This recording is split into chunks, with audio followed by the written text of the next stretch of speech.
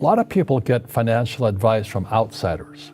If maybe a financial planner, or a stockbroker, or a real estate broker, but they're not on the inside of the deal. And one of the reasons I like being an entrepreneur and being a real estate guy is I'm always trading from the inside. I know the deal, I'm part of the deal, I am the deal, But the average person who buys like stocks, bonds, mutual funds, ETFs, and saves money, they're outsiders. They have no idea what's going on between them and the real world of insight. So Jim Rickards and Naomi Prinz, they were with, Jim was with the CIA, long-term capital management, the Pentagon, and they're the inside on what's going on with money. Naomi Prinz was with Solomon and Lehman Brothers and Goldman Sachs. They're insiders. And I was this little guy on the outside trying to figure out, what are those guys doing? How are it's almost like, what's the wizard doing? How is the wizard pulling these handles and all this? And we're all outside jumping around doing as they tell us. You should save money. Okay, I'll save money. You should buy stocks. Okay, I'll buy stocks. You should put some money in bonds. Okay, I'll buy. And I said, there's a wizard in there. I want to know who that wizard is. And so Jim and these guys are as close to the wizard as I could get. How does a 9-year-old kid in Hawaii, a poor kid, get to this point? Yeah. Well, I wasn't poor by most people's standards, but I came from a family with a poor attitude, if you know what I mean. Because rich, poor, middle class, poverty starts with a fundamental attitude. So I was in Hawaii, I was 9 years old. My father was the head of education, PhD. Very smart man, good guy. And for some reason, we moved across town and I went to a school with rich kids. So this is a little town called Hilo, Hawaii. That's not on the map anywhere, but it is.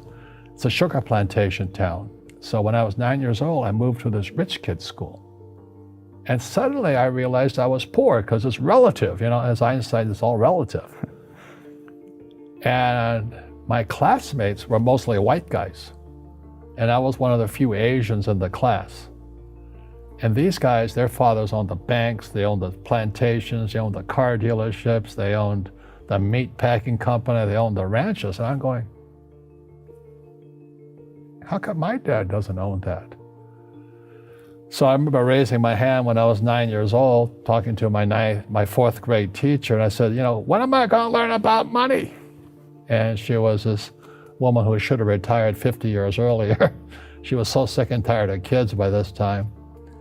She says, the love of money is the root of all evil.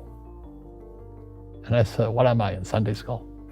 And I was this punky little 9-year-old kid. And she says, we don't teach money at school. I said, why not? And she couldn't answer me. And she got very flustered. She said, sit down, take your seat. And then I got curious. I said, why don't we learn about money? She says, go ask your father. He's my boss. So my father was the head of education, PhD, all that stuff. I go home and ask him, I said, why don't we learn about money in school? And he looked at me and says, because the government doesn't let us teach that subject. The government tells us what we can teach and what we can't teach. And I thought that was strange. And I said, but aren't we going to school to learn about money? He says, no, your job is to get a job. I said, but you get a job to earn money. He goes, no, you're supposed to just get a job. I went, no. Isn't the purpose of a job to earn money? He goes, you're correct. I said, so why don't I just learn about money? I can skip the job part, And he got flustered and he said, look, and my father was, for Japanese, very tall, 6'4", and imposing man, good guy. But he says, if you want to learn about money, why don't you ask your best friend's father about money? And I said, why? That's Mike. So I asked him. He says, because Mike's father is an entrepreneur. And I said, what are you? He says, I'm an employee. I'm a government employee. And I went, oh, what's the difference? He says, the difference is an entrepreneur must know about money, or they're no longer entrepreneurs. And he says an employee doesn't have to know anything about money because the government will take care of them, the company will take care of them.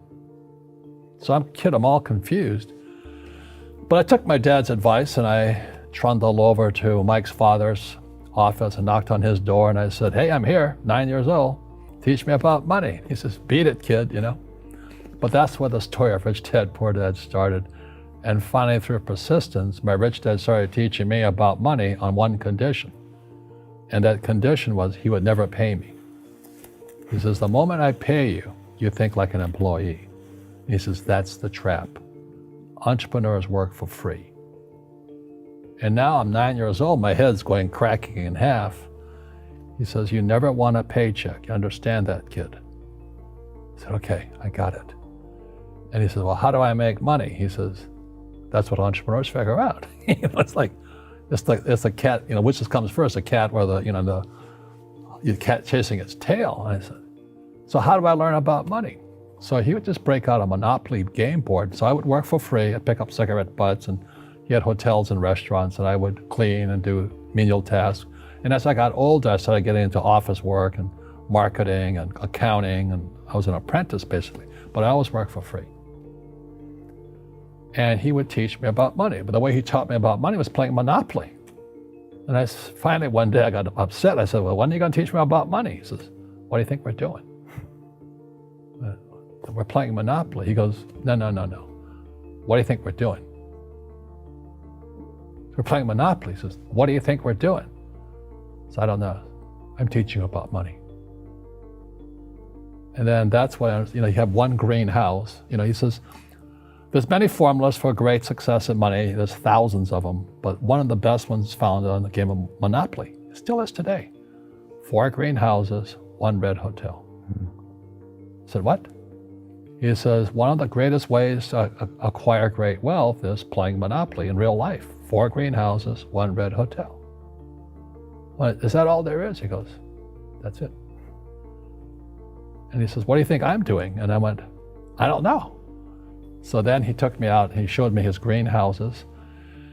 And 10 years later, when I was 19, I was now in school in New York, and I come back to Hawaii, and Rich Dad had bought the biggest piece of land smack dab in the middle of Waikiki Beach. And when you go to Waikiki Beach today, you'll see the Hyatt Regency Hotel. That was his hotel. Just like the game of Monopoly. Just like the game of Monopoly. Acquired assets and they became bigger assets. He just kept what's called an assemblage, because that property wasn't that big at the time. So he had to buy out all the small guys. Because Waikiki was a little dirt water little town. So he'd buy out this shop owner and buy that shop owner. And it took him a while, but he finally assembled this large piece of property. And then he and Hyatt put up this giant hotel. It just sold for $800 million. So that's how I learned about money. And that's because he refused to accept a paycheck. He says the moment you accept a paycheck, your brain goes dead. He just got paid. He says, as long as you're hungry, you'll think. And he was a great, great teacher. So today when people ask me what I do, they know me as the author of Rich Dad, Poor Dad. I just say I play Monopoly. So I own greenhouses, I own big hotels, I own oil wells, golf courses, businesses. I'm just playing Monopoly. That's all I do. Small ebook, big impact, The Wealth Tree. The only 4 ways that will make you financially free forever. Download it here for free.